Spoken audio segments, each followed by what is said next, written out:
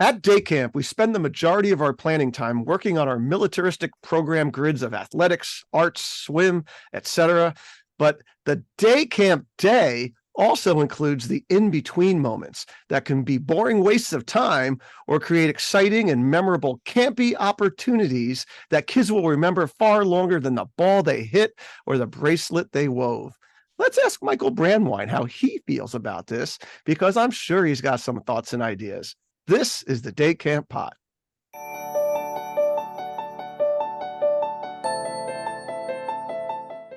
Welcome back to the Day Camp Podcast. I'm Andy Pritikin, Director of Liberty Lake in the Philly suburbs of Jersey.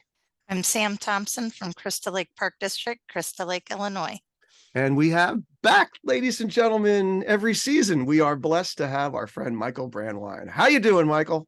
I am equally blessed. I'm so glad to see both of you. Hello, Sam. Hello, Andy.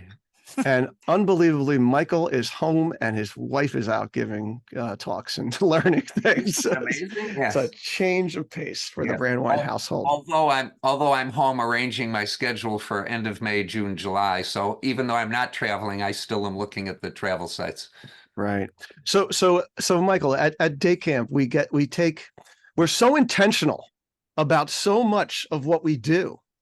Right. And we have, like 90% of what we do at day camp, we really are thoughtful about it. And yet this remaining 10%, you could say it's like, from good to great, right? It's like it could be where the magic takes place, and what I talk about with my son a lot is how, we get these new staff that come in that don't know camp from whatever, they've seen it on TV, if that, right? And we try to explain, like, how do you be campy? Because that's in a way that's sort of like the hidden aspect of it is how do you make fun out of nothing? Right. And I think that a lot of staff that we have, they want it on a piece of paper, laminated. Like, this is what I do during this period. I take the balls out and I set them up, and then the kids hit them and I tell them they did a good job, and I'll DLP them every once in a while and it'll be great. Right. But, when it starts raining and I'm underneath of a tent with 15 kids and a 16-year-old sidekick for the next 15 minutes, it's hard. It's hard for many camp people to teach this innate thing that we have, right? It's like your son, the professional drummer, trying to teach somebody how to drum. Like, you know how to do it, but it's hard to necessarily teach people how to do it. Yes, indeed.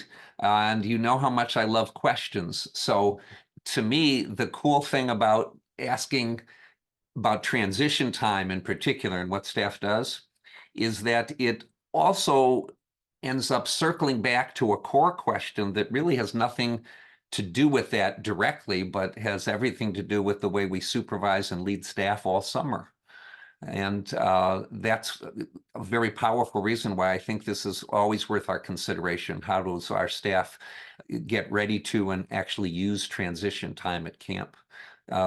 You know that I love questions. So these are the three questions that I ask when it comes to this subject. Of the first two, we know both of them, but unfortunately, I think we frequently make a mistake of putting the focus on the wrong one of the two, or not wrong, but an inappropriate amount of time. Inappropriate prioritization. Yes, exactly. Right. Yeah. And then the third question comes out of the blue. So I'll see if I can surprise you with that one. Question one is, how do we teach our staff the value of the in-between non-scheduled time so that they believe in the importance of it themselves and they want to do a good job instead of just because we order them? Question two would be, how do we give them the tools with which to do it? So in other words, presuming that they get the point from question one, which is, this is really a valuable part of my job, and a very, it's an essential way of maintaining the quality of camp, this transition and non-scheduled time.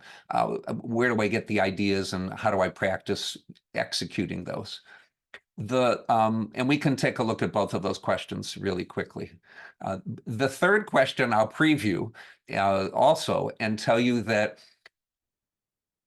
let's see, what's a good way to put it in the form of a question? What do we do when staff get the value, number one, and we give them the tools, number two, and they still don't do it?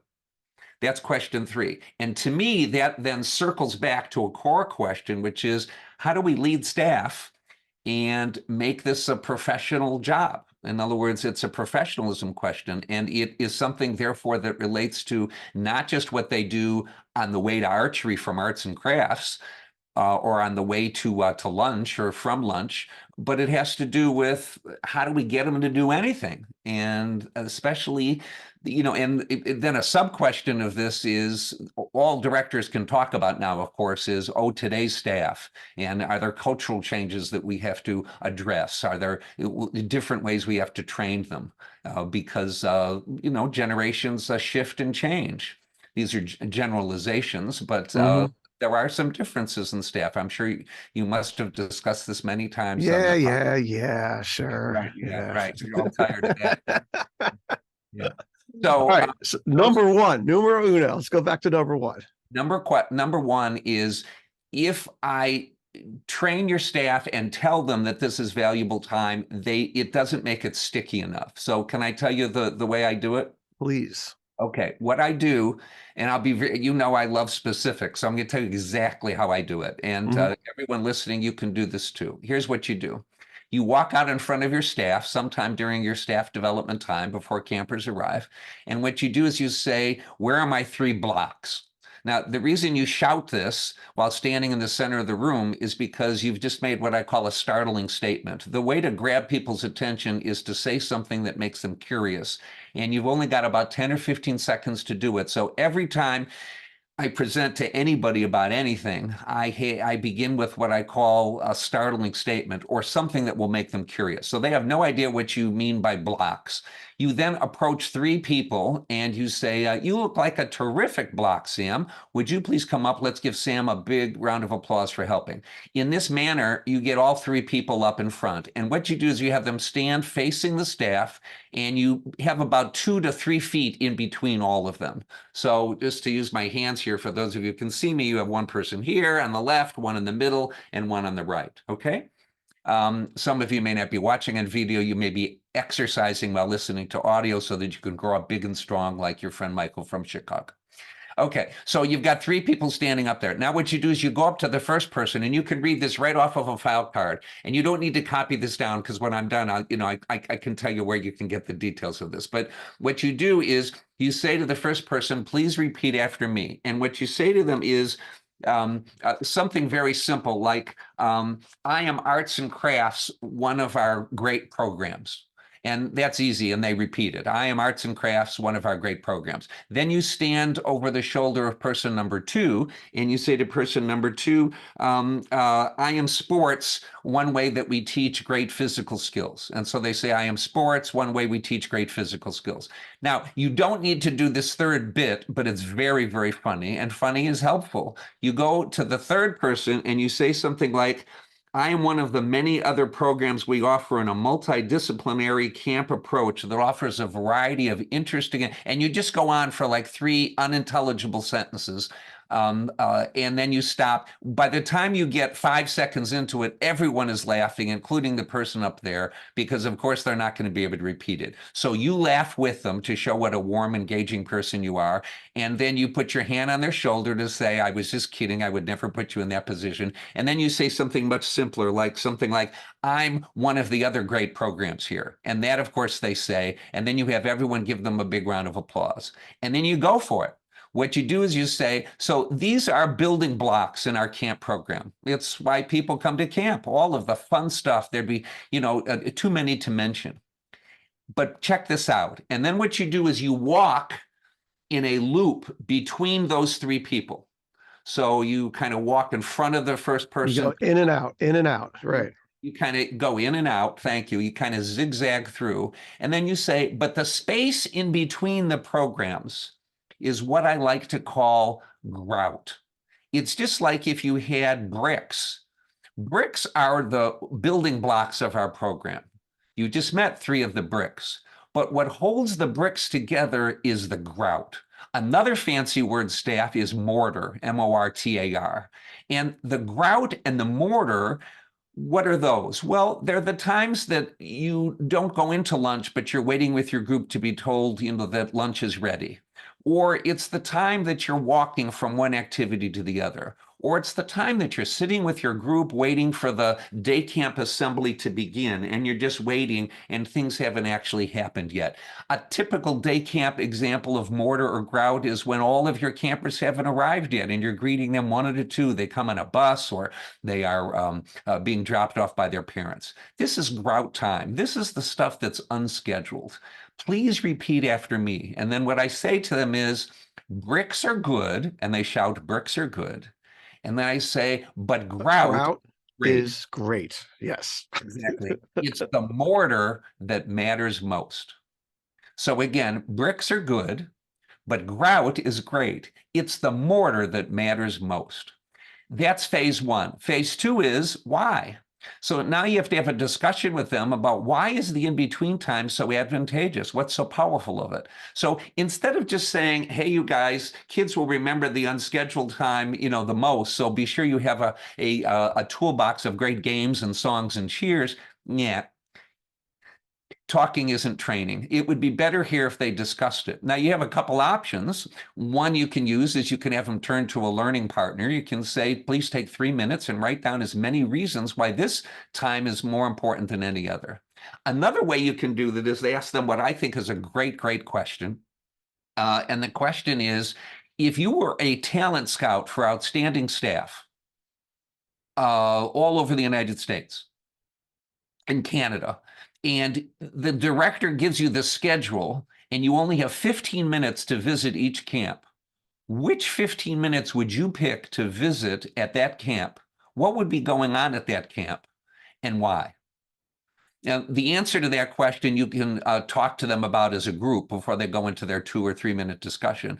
The answer I give them is I would go during the transition times.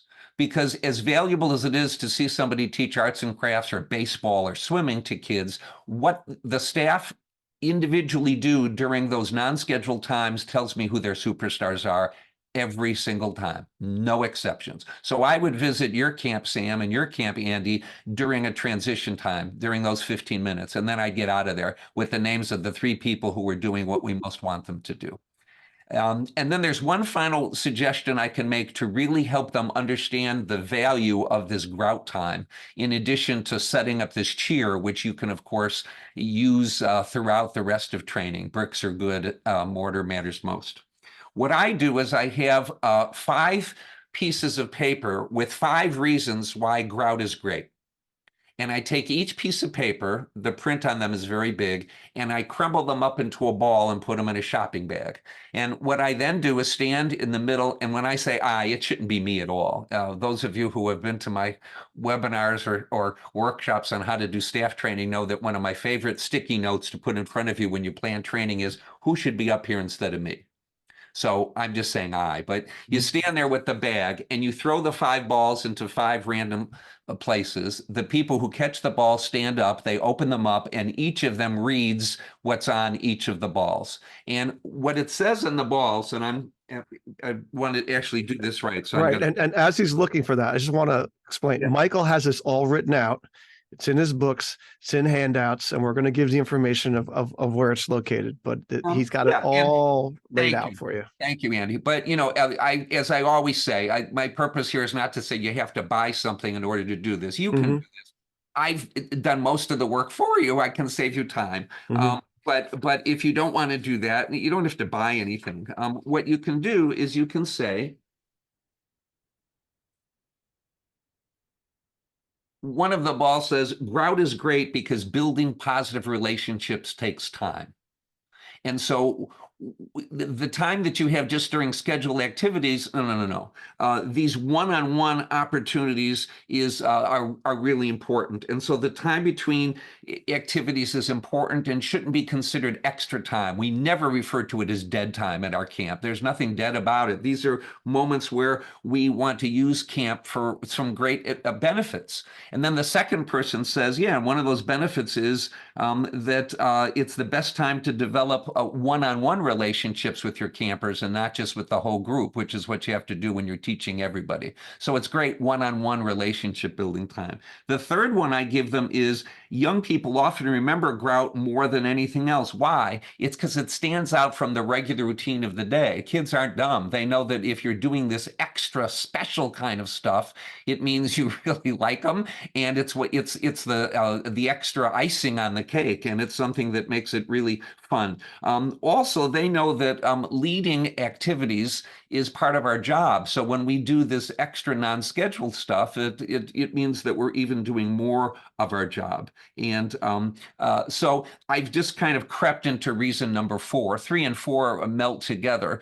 3 and 4 are about the fact that we tend to pay more attention to spontaneous and unexpected stuff. And the fourth one is that it's evidence that we really care about them because we're putting extra time into doing this. The best counselors are the ones who have these extra things that they do. And the fifth one is that it is something they don't come up with usually, but I remind them that when you have great non-scheduled stuff for them to do, they get in less trouble. You have less disciplined stuff. You have less undesired behavior. That's one of the great truths. So when you keep them busy, and I don't mean every minute, but when you keep them busy and they have fun stuff to do, they don't start messing with each other and calling each other names because they're too busy playing a walking version of Simon Says on the way to the sports field. They're not thinking of, how do I get attention? What they're doing is playing a really fun game and other great transition kinds of things. So this is a way of getting the message across to your staff, but having staff say it instead of you. It's really important. Then you can, if you want, they can turn to a partner and say, if somebody just walked in late, what would you tell them about why Grout is so important? That's one of my favorite ways, some of you know, of getting them to summarize what we've just said. And that is, in quick summary, the way that I accomplish the answer to question 1, which is instead of just lecturing them about how important this is, these are more creative and more effective teaching ways of getting them to think about it and understanding why it's important instead of just because I said so. No, it's wonderful. And so the last time I heard you explain this was at Tri-State last year when, what was it, your 25th anniversary show? Yes. And Michael did like a greatest hits. Yes, It was 75 minutes. He did a greatest hits. So he probably did like his top 8 or 9 things. And this was one of them. And I took it. And I planned on doing it at my camp for the evening training that I do with just the frontline counselors, right? And my plan was I was going to do it right after dinner and get everybody's attention, and because it's I was going to involve all the other staff and all this kind of stuff. And I'm getting ready to do it, and the skies just open up, right? So I'm underneath this 40 by 80 tent. Okay. And the sound is just like this, it's just hitting the top of the tent, like, blah, blah, blah, blah, right. So I get this like big sound speaker I have and a microphone, which, and wireless, thank goodness. So I could be Michael Brandwein, and I still did it. And I did it exactly the way you said it. And I had the balls, and everybody gave them the microphone. And it was, even with those, even being compromised by Mother Nature, it still was a very effective little training piece. You're talking about a 15-20 minute kind of thing. And it's a good visual. I also think that when they break up into their divisions and stuff like that, having those superstar people that Michael's talking about that are playing Walking Simon Says across the fields, right? Having people talk about those best practices, those people who have done it, right? People who have grown up at camp, they've seen it modeled, it's just in them, right? That's awesome. And the new people who really have no real idea, they're still learning what camp is during the first week of camp as it's going, right? To hear these suggestions and these concrete tools are very helpful too. Because I think a lot of kids, they're not used to being that kind of creative and coming up with Walking Simon Says. We had one year, we tried to do laminated cards on a D-ring for each counselor with different ideas for transition time. And, some would try to use them, but you had to practice them. You couldn't just pull it out of your bag at the last minute and go, electric fence, all you need is a water bottle. What do you do? You know, how's that go again? But we got a grant to throw in their backpack, a couple tennis balls, a rubber chicken, some things they could juggle, some cards, you know, just a few little things that you could do like a ton of different activities with. So they were lightweight and they were with them all the time. But yeah, it takes a lot of training them to use those tools before they're in Yeah, that well, they have to do situation. it. They actually have to do it Yeah. with their staff in order to do it. So, yeah, Michael, I want you to imagine last June in a complete rainstorm, 300 people yelling, "Grout is great," because I'm that's so what was proud of, happening. I'm very proud of all of you. Way to go. Thank you. All right, I got to take a moment and I have to give a shout out to our friends from CRS, Commercial Recreation Specialists. They are one of the people that are bringing this podcast to you because they are our sponsors. And they are also the go-to source for recreation solutions that will ensure that your camp thrives. So one of the things that they do, which, you know, in this day and age with all the heat coming up, is they have all kinds of solutions for keeping your kids nice and cool. All right. They have the splash pads if you have a spare, you know, $100,000, $250,000 and you want to plunk that down. But they also have all kinds of misters and other kinds of smaller things, not to mention umbrellas and shade structures and things like that. Super important this time in the 21st century here at us at outdoor day camps.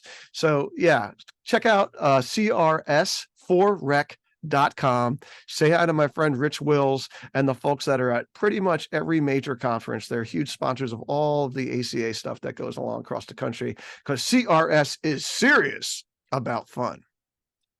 All right. So moving on. So ladies and gentlemen, that was number one of Michael's big three. Yeah. Question two. Question two. How do we provide them the tools now that we've motivated them with a deeper understanding of why unstructured time may be the best remembered and the most important for all kinds of reasons, relationship building and the memories of camp, etc. The second question is, so how do we give them the tools? The first question, I'll just footnote, in my book, Skill of the Day, What Great Leaders of Young People Do and Say, there is a chapter on making transition time terrific. And my script and what I write on the paper balls and all of that stuff is laid out for you if you wanted to take advantage of that. In Training Terrific Staff Volume 2, that book has a chapter on what I call en route enrichment. En route enrichment is another fanciful, creative, try to make it stick in their head way of, so where do we get these ideas? And also, why are they important? So the combination of those two, I hope, will be good resources for you. I have a couple of quick suggestions as to what you can do. You already know, if you're listening to this, that we have to, during our training, provide them with examples of things to do. Sam, you know, is going to provide them with a rubber chicken, but, you know, is going to show them 3 games you can play. The real trick, of course, as always in training, is that if they don't get up and actually try it, it's not sticky.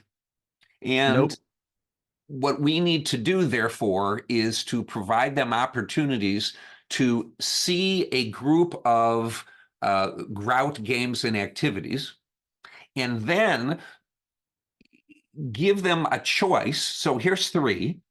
On Tuesday afternoon of our training. Here's 3 demonstrated by members of our leadership team. Now, you and your partner each pick one, pick a different one, please, out of the 3. One won't get picked. And take a minute to prepare for how you would teach this to somebody who wasn't here. And then person A, raise your hand. One of you is A, one of you is B, my famous method. And then just say, A, you've got 2 minutes to teach this and play this with your partner. Your partner's role is to pretend they've never heard of this and don't know what it is. Now, another way to do this is you can separate them, the 2 groups of partners, and they may actually never hear it because some of your leadership team are demonstrating activities 1, 2, and 3, and the other people are hearing 4, 5, and 6. Then they get back with their partner, and now they can, they have the opportunity to learn from their partner the other 3. And I really like that because it allows you to, especially in a large day camp, Andy, I know you want to have like 30, 35 campers a week. week. So, this is not for you, but Sam's got 20, 30,000, it's an amazing place. Crystal Lake there. But if you do have a large staff, this is a very easy way of making it more personal and dividing them up into groups. You could divide them up into 4 groups and then give them 4 partners. I've done that, with 5 or 6 groups. Then you give them time in a circle, and each one demonstrates and reteaches what it is that they did. This is a great way of making it stick. Sam, I couldn't agree with you more, my dear friend, because right, if you tell them what the games are, then they say, how did that electric thing go again? Is there an outlet I can plug a child into? I know it was an electric something or other. How did that game go? So, of course, if they actually go through it and play it, that would be great. Can I give you one more quick suggestion that is logistically is much easier than this? And you really do have to try this. I'm going to come to your houses and I'm going to check to see if you did this. Some of you know from my workshops and books that I'm a big believer in creating special ops kinds of teams. You can decide what to call it. That isn't necessarily the best term for it, but between us, what you do is you put together a SWAT team that's just about transition time. Now, this can be a couple members of your leadership team, but it can also be some of your veteran staff. I'm sure you talk in the podcast all the time about how do you engage the veterans who believe they've seen it all before, and they're, how do you keep them motivated? Well, we give them more responsibility as one of the answers to that question. So it would be wonderful if you had a team of maybe 4 or 5 people who either all summer or in the first half of the summer to be replaced by some others. They don't have to do it the whole summer, but it's their job on a weekly basis to come in with some things for the week. They can look on the internet. They can counsel with you because you folks listening are walking Wikipedias of different games and activities. In your camp office, you have books that they could look at. Everyone remember books? There are other places that you can create as resources, but it shouldn't just be you every week at staff meetings saying, everybody remember, we're supposed to be doing this stuff. That shouldn't be your responsibility. When you get 4 or 5 people who are a special team to do this, then you know that you've got at least 5 people who are out there during the week having great stuff to do. If you multiply that 5 by maybe they get a couple other people who they make sure do it, now you've got 15. And if those 15 are spread around most day camps, now you've accomplished the big magic secret, which is the way to get all of staff to do it is if some of the staff are doing it. I'm going to give you my favorite example of that, and then I'll shut up just to prove that on occasion I can shut my mouth. My favorite, if you asked me, and you didn't, but if you asked me what my absolute all-time favorite grout activity is, it's invisibling. Invisibling is... Yeah, invisibling. I actually have various names of it. I used to call it a stalking, and I decided I better stop calling it that. And other things. A spying is another great name for it. And that's essentially what you do. But what you do is you get your group, you're on your way to, may I say, the sports field, and it's a 5-minute walk. What you do is you stop and you say, shh, do you see Sam? Now I'm going to give you the young person's version of this, and then I'll give you the older, the preteen and the teenage version of this. But with the younger ones, you say, shh, everybody down. You see, that's Sam Thompson. And Sam is probably got the best ears and best eyes at camp. She sees and hears everything. So here's the game. What we're going to try to do, she's standing right next to where we have to go. So what we're going to do is to sneak up on her as quietly as we can so she doesn't see us and she doesn't hear us. And then when I say 1, 2, 3, we're going to jump up and say, and then you can make it anything, we love you, Sam, or Sam, you're the best, or, whatever it is, or just surprise. Okay. Now, what you do is you say, but we have to go one at a time. And what you then do is say, stay here, and you run to the nearest tree, and then you beckon to them, and they come running to you behind the tree. The lovely thing about doing this with our young day campers is they actually believe that someone can't see them if 12 or 15 of them are hiding behind one tree trunk. It's just adorable. And then you say, all right, now wait here. And then you do a silly Monty Python type walk to the next tree or the next water fountain that you're going to stand behind. So you zigzag your way across the field. In 30 seconds of starting, the Sam knows you're coming from 2 miles away. And she, of course, does her best Sam, which is why she runs the place. She starts suddenly becoming very interested in the sky. And she looks up and she says, I wonder where Mr. Michael's group is today. And she looks around 360, except for where you're coming from. So, you know, when she starts to look in your direction, you say to all of the kids, get down. And they all just plant their face on the ground so that Sam doesn't see them. Their little hearts go beating fast, and it's an amazing, amazing way to get my kids from point A to point B. I just pick a staff person who's close to where we're heading, and we sneak up on them. Now, for the older ones, please don't say, oh, the older ones won't go for that. Well, you present it to them differently. So, you know, what Andy does with a bunch of older campers, maybe the oldest at camp, would say, see, Sam? There she is. Okay, so we've got 3 minutes. Make it happen. And they go, make what happen? We're going to sneak up on her and she's not going to know we're there. So you play it real. You play it absolutely real. There's no silly stepping. And, you know, after they've done this a couple times, you appoint, you know, maybe different people to lead the way. That's a marvelous thing to get a camper to do. And you actually stalk the poor lady. You see how close you can get to her before you sees her, just like they were playing capture the flag or some big wide field kind of game. That's an example of the kind of things that we can do. And the reason I brought all of this up to bring it back in a full circle now is that when I'm in July doing consultant visits to camps or mid-season training, I go out and I do this with some of the groups. The counselors who see me do this turn around and they start doing it with their kids. And when leadership team members are out there sort of seeding the area with these interesting activities, then that's sometimes the best way to remind people that these are great ways to make Grout great. Woo! I love it, Michael. And I have to say, I have a great martial arts teacher at Liberty Lake, and he does Ninja Wednesdays. And basically, anytime you can inject any kind of ninja sneaking around, sneaking up, trying to scare people, trying to capture people, like it really is not age discriminate at all. Oh, like, no. That's just a thing that they love. And by the way, the word ninja is just one of those words too. You throw the word ninja in there. Oh, yeah. It just adds, yeah, it's this little special sauce. Absolutely, yeah. And I've done invisible Jedis, you know, and all sorts of things. It's you know, you make it age appropriate, and you try to do something that will capture their imagination. Yeah, and you know, camp is about doing things that kids don't normally do at home. You don't get to do this, right? You don't get to do this at school. If you did this at school, you'd probably get in trouble. You know, here we celebrate it. Right.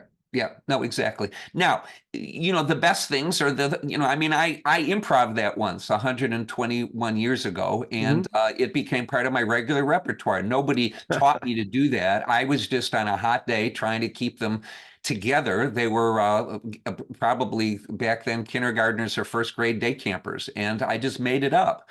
One of the things we want to tell staff is one of the joys of having this as a summer job is you get to make stuff up and you get to try it.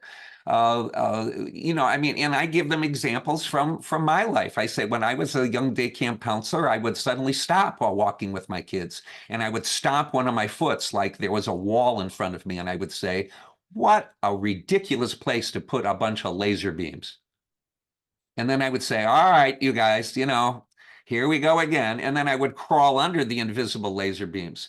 And the kids would have a blast. It was all made up. There was always one day camper, always one. I think it's required by federal law. There was always one of them who would walk through the laser beam, you know, to prove that he didn't have to do this silly stuff. And I would always look at them and I would say, we had fun. And then just keep walking, you know, to let them know that they couldn't undermine the fun that the rest of us had by just, you know, being too cool for school, and letting them know it's okay to be silly. It's okay to sing and to do cheers. When when sometimes staff say to me, well, they're not going to do cheers, they're not going to do songs and stuff. Oh, I say, crazy. have you never watched a military movie?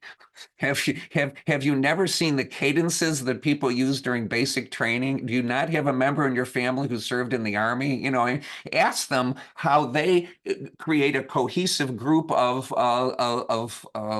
young adults. Yeah. This is not for little kids. It's one of the ways you build a team. And then, now the podcast is 3 hours long because then we can say the best kind of cheers are the ones that you make up with your kids yourself. Heck The yeah. song is a 4-line song that is you're the only ones at camp who sing that song. So these are ways of connecting with them, and it's wonderful fun for the staff is something that we want to tell them. And not all of it will work, but it's only 30 seconds or a minute and a half, and so you try something else tomorrow. We'll help. Sound off, 1, 2, sound off, 3, 4. Like those military things, that is low hanging fruit, people. It Yeah. really is, right? Yeah, and that's and absolutely true. Yeah. they totally go. There's a reason why they do that stuff because it sticks to the brain so well. And by the way, I just have to say, Michael is explaining also why you should go out and find theater majors to work at your camp, because Yes. improvisation is what it's about. And honestly, Michael, I fear that this generation of kids now that is coming in that let's say never went to camp, that spent their summers in front of screens, that they're not going to have this creative juice necessarily, right? That we got from just playing outside in the streets and playing in people's backyards and things like that. So I think we have to. Yeah, we have to teach people how to be creative and show them these examples. I think showing people these examples is super important. Yeah, it's so true. And I don't know if you've ever heard me tell this quick 90-second story, but I did a thing for Girl Scouts decades ago, and they were young leaders. And it was for camp, but it was for year-round programming. And I showed them some things that they could do, non-scheduled things. And one of the young ladies who was probably 15 years old came up to me. These were junior leaders, excuse me. And she came up to me and bless her heart, she came up and she said, Michael, did you notice that some of us were kind of quiet during that last part? And I said, yeah, I thought maybe it didn't go over, or they thought this was a boring part or something. And she said, no, I felt bad for you. And I said, well, what was it about? And she said, well, we just got finished with being little kids. So now you're asking us to kind of act like little kids again. And that's really hard for some of us. And that was absolutely explosive in my brain. I wish I could remember. I feel so guilty. I don't remember this young lady's, at least her first name, but I don't. But wherever you are, Phenomenal. I hope you're a camp director or a teacher somewhere, because you are so absolutely right. And I totally miss that. And ever since she told me that, I realized that one of my obligations as a trainer of staff is to get people to think about why it's uncomfortable for us to jump up out of our seat. When you're a new staff person and you don't know the traditions at Crystal Lake Park District, and Sam stands up and says, blah, blah, blah, and everyone jumps up and twirls around and then sits back down. This is weird behavior. And so we have to tell them, we don't expect you to do this at the mall with your friends. I mean, you can, but only once. Then you're going to have fewer friends. At camp, this is a place where silly and acting like kids is the cachet. It's the thing that makes you cool. And we know that that's going to take some time to get adjusted to. We know you're going to look over your shoulder and think, I'm not, I wonder what people think about us. Well, I'm going to tell you what people think about this. They're thinking you're a future leadership team member. You're somebody who really, you're one of the superstars at camp, if you understand the importance and fun of this. So Yeah. I like to let them know, of course, for some of us, this will feel uncomfortable for all the most sensible reasons. Yeah. I remember when a new person came up to me after the first day of camp and they were like, this is sort of like a cult. And I was just like, yeah, it's What do you sort of is. I hope you told them to take the word sort of out. I mean, yeah, exactly. There's nothing sort of about it. That's right. Absolutely.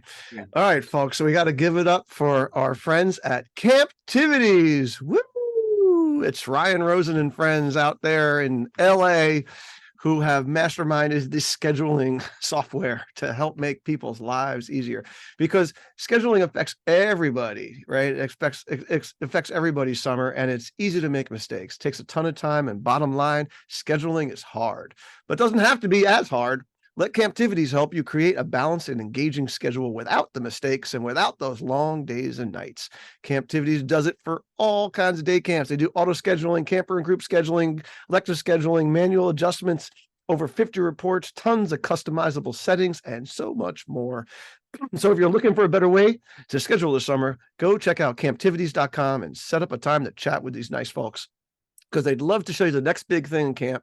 Get away from your desk and get outside with the kids. All right. Play some laser beams coming out of the walls games. All right. Because it's fun. That's why you did this for a living, not to be sitting there, at 2 a.m. trying to make camp schedules. So don't wait until the new year, because if you start the onboarding process now, guess what? 15% off. That is right. Camptivities.com. Tell them that Day Camp Pod sent you.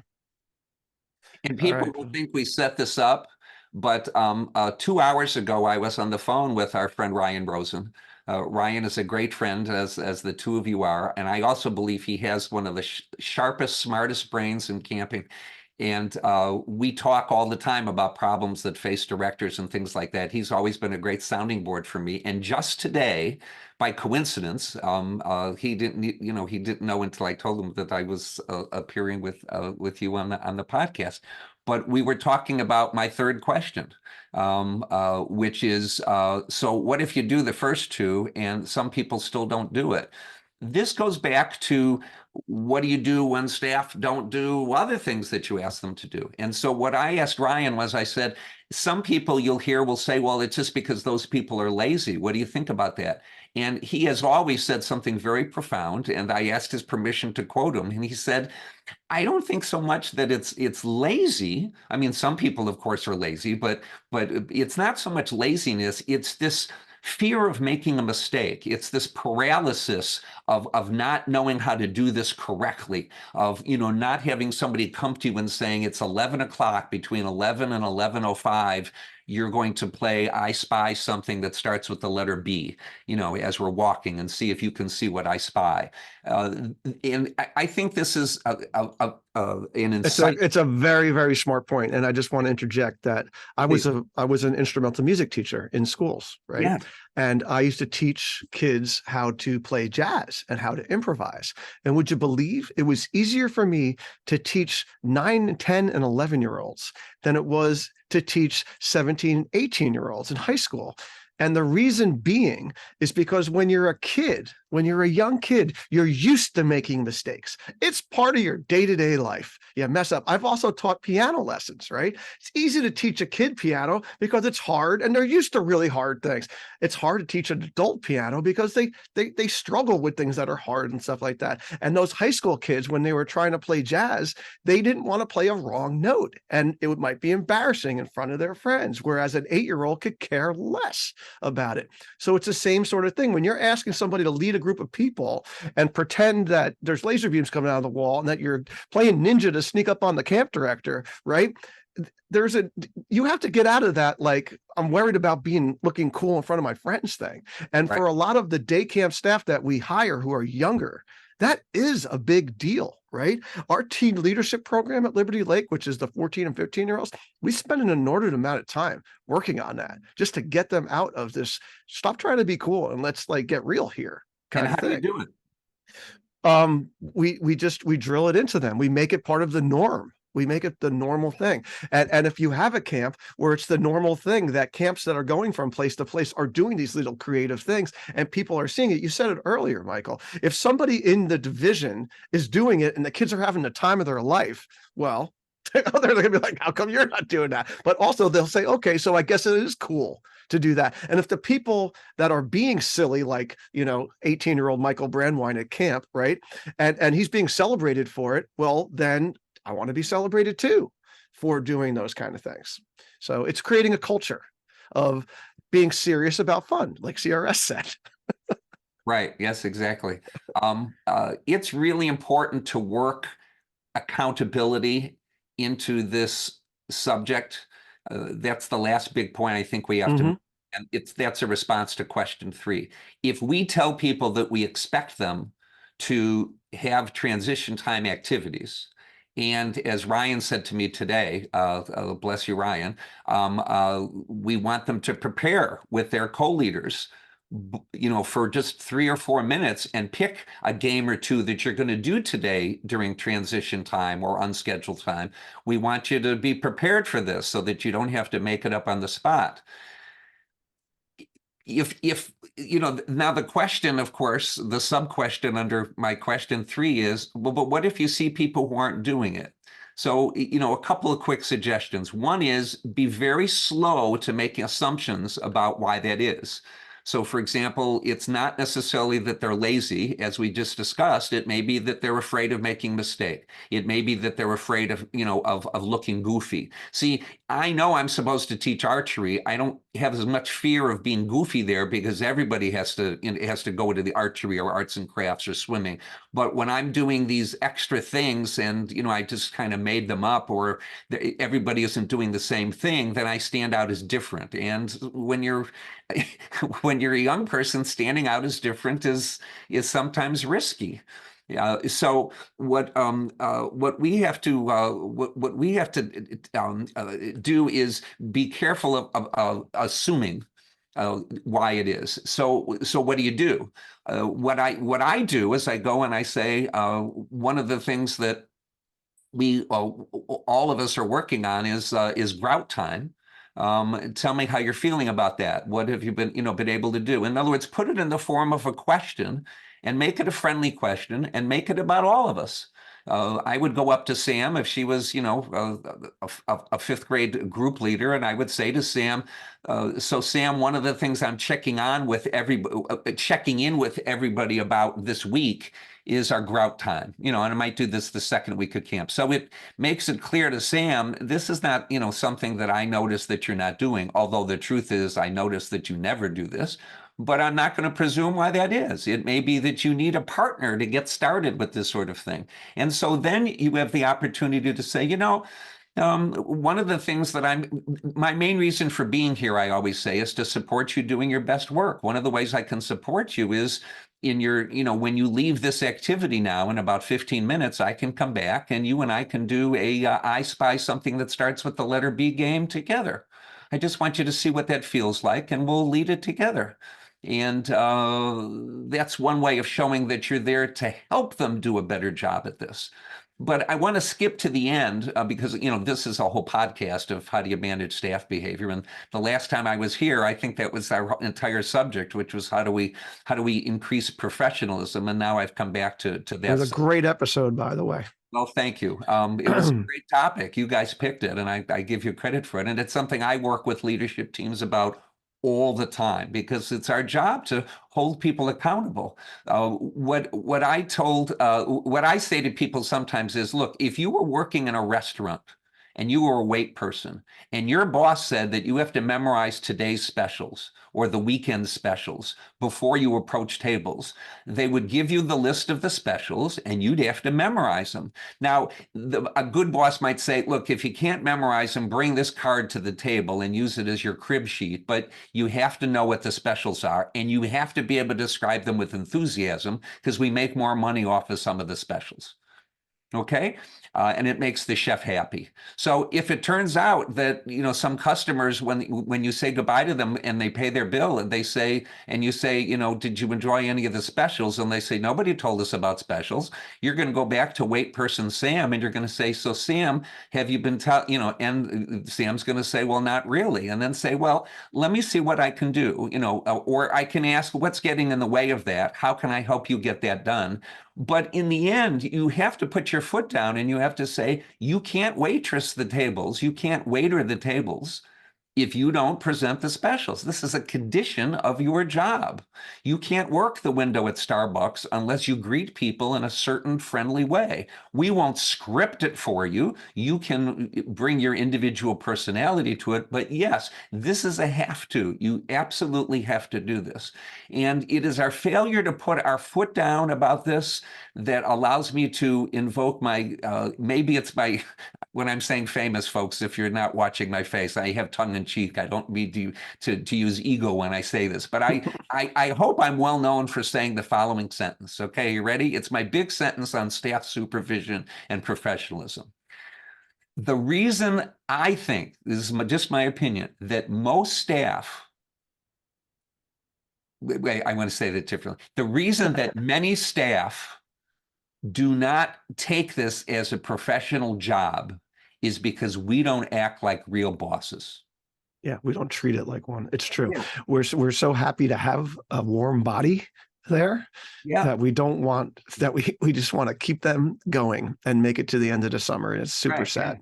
Yeah. So we have to, in our, I hope, weekly check-ins with people, that should be one of the prime, if we say, if we say that grout time and the mortar matters most, then this should be something we're checking in on with them on a weekly basis. And it should be something that we tell them, I noticed you did this, how did the kids feel about that? Would you like 2 more, so that you don't get bored with this and your kids don't get bored with it. But if we're not checking in with them about this, it's just like to go back to the restaurant. If Sam is locking up at the end of the evening, I'm going to make sure that she does the 7 lockup procedures that's on the clipboard by the door. And we have to hold her to it, ask what's getting in the way of getting, more than 5 out of the 7 done. What can I do to help? But this is my serious face I have put on, which is it's got to be done, or somebody's going to just walk around our restaurant at 1 o'clock in the morning. Yeah, I think a lot of it is the confidence. I just think a lot of staff, just like, you hear, I'm terrible at singing. I'm bad at, like, you hear that kind of talk. Yeah. It's that kind of thing, like being silly and coming up with games for your kids to do in the in-between time. I think a lot of it is just sheerly confidence and modeling it for them, having people, like I have like assistant division leaders that don't have groups that can jump in and model these kind of things. Having them see their other group leaders doing it, and that kind of thing, that is super, super helpful. And just giving them the confidence to try, and having a supervisor, because that's another thing. They don't want to mess up, not necessarily just because they don't want to look bad in front of their friends, but they think they're going to, then their supervisor is going to think less of them. Right. And it's just like we always say, Michael, the more questions you ask, the more we think of you. Right. Well, it's the same thing with here. The more you try these silly things, the more we're going to help support you and think that you're awesome. And like you said, you could be a future leadership team person, but that people aren't necessarily wired to think like that. They think like pass, fail, in their brains. Yeah. And the reason I call my book Skill of the Day is because I really believe that a 3-minute burst of try this in the next couple of days is going to be even more effective than showing them 12 games in a 45-minute staff orientation kind of session, which they're going to forget the second day of camp because they're trying to figure out that, still work on the schedule and getting the kids from point A to B to C. These little bursts of useful things every day is something that you can do no matter how your day camp is structured. When people say, oh, there's no time for a daily staff meeting, there is. Please look at my book, Super Staff Supervision. There's a whole chapter in there about how you can have staff meetings, quick ones, while all of your kids are all together. You can even have these kind of bursts of staff meetings in front of everybody. Well, why is it, for example, in our General Assembly, if that's your program structure, when all the kids are there in the morning, or maybe at the end of the afternoon, or just your group of the young children or whatever, why can't you demonstrate how to play I Spy, something that starts with the letter B, to everybody? If the kids see the demonstration of it, then they may say, are we going to play that game, to their counselor, which puts some added kind of, friendly pressure on them to do it. There's no excuse. There's no reason why we can't show everybody these kinds of things. They don't have to make them up on their own. Your superstars will go home at night and go on the internet and do research about how to be great day camp counselors, but most of them aren't, and they don't have to. We're there to support them, and doing this on a skill of the day basis, and don't forget, please, having that special ops team in charge of providing these things, of providing little, TikTok length things that they can access, all of these kinds of reminders during the week, appealing to all the way that they learn and get information and new ideas. These kinds of things are the very best way to support them, and helping them make the mortar matter most. Absolutely. one of the best staff I had would wear his shorts and then a multicolored suit jacket. And he would do calisthenics on the beach with his group first thing in the morning Yeah, before we started swim yeah. lessons. Well, Talk about pretty Grout. soon, the other kids were convincing their staff member that they wanted to go join him. Pretty soon there were 40, 50 kids doing push-ups Yeah, on the baby. beach, I you love it. know. So yeah, you can definitely share those great ideas and That's let awesome. everyone participate. So Michael told us that a lot of what he talked about today is in his Skill of the Day book. Okay, that's not the full title. What's the full title, Michael? Skill of the day, what great leaders of young people do and say. What I I did love is it. I took 25 of those things and identified 25 things we wish staff did more of.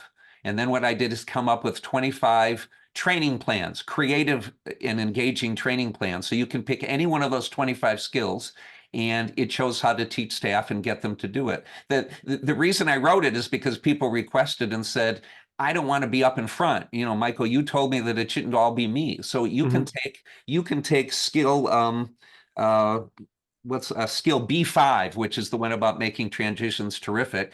And you can just hand that chapter to Sam and one of her coworkers and say, I want you to present this. Everything you need to present it is here. The note cards are here. The props are identified here. You don't really need to do any thinking. And there are skits that you can do that demonstrate and teach the skills. So I like that it involves more people in training because when peers are teaching peers, that's the best. Absolutely. And we do use the Skill of the Day book with our teen leadership division. They do them. We have them built into our curriculum. He also has Training Terrific Staff Volume 1 and Volume 2. And Volume 2, he said, has some of this in between time. Is that where the Grout is Great is? And route enrichment. Okay. Yeah. All right. And Grout is great is in skill of the day. okay, great. And Sam, we got to plug Yes, Michael's absolutely. his 2024 tour. We have 3 great opportunities that are coming up. One of them is March 26th, 27th. It's a webinar on staff training that Michael's going to do. And being a webinar, you don't have to be in Illinois to do it. The other one is May 17th, and that one's in person, right, Michael? The Train Your Supervisor. No, that's virtual also. Oh, wonderful. Yes, right. These are both webinars because after lots of debate, and we must mention that these are sponsored by ACA Illinois, and we get people from all over the United States who attend. We get, maybe over 100 people to the staff training one. It's 2 days in which we identify exactly the elements of a superb training and how to plug that immediately into what you're already doing and give you time and all the materials and all the activities. Because so again, we try to listen to people, and I give ACA Illinois all the credit for coming up with the idea, but Colette Marquardt, executive director, and others on the board, Woo! Yeah. Love Colette. as do we all. What they said was, you're going to spend the time, you're going to spend dozens and dozens of hours planning your training. Why not save time and let us help you plan it, give you the actual things you can do to plug into it. So these are 2 half-day kinds of sessions. And then the supervision thing is something that you can send your leadership team to. And that one, my new directors went to last year, and it was amazing. It also covers your ACA requirement for your supervisors to have supervisory training. So it was a wonderful workshop. And last but not least, Michael has a new website coming soon. It is in the works and almost ready. If you want to Yes. more on that. You've always been able to visit me at michaelbrandwein.com. And the books are available at michaelbrandwein.com/store. We can put links to that on the podcast website. But yes, after many years, I finally have revamped, and I have a completely different, and I'm very excited about the new website, and that should be out, I'm guessing, the first week in December of 2023. So I'm hoping to continually add some free resources there and other things that you can come back and check on. And I'm at Michael Brandwein Speaker on Facebook, not Michael Brandwein, but Michael Brandwein Speaker. And when I load resources and things like that, I tend to note that there. So that's another way for you to know that it's time to go back and check and see if there's other things there that I hope will be in support of your great work. Thank you so much, Michael. We so appreciate you coming here every year and spreading wisdom amongst the day camp brethren out there. So we want to thank the Go Camp Pro team and Camptivities and commercial recreation specialists for allowing us to bring this podcast to you. And if you like what you hear, you should subscribe. Don't just listen to the Michael Brandwein ones. We know they're awesome. Okay. But there's a whole lot of other things too. All right. And check out our show notes at daycamppodcast.com, as well as the contact information for the show and our guest Michael, and for me and Sam. And thanks for listening and making yourself a better Day Camp Pro. We'll be back in a couple of weeks with another episode of the Day Camp Pod.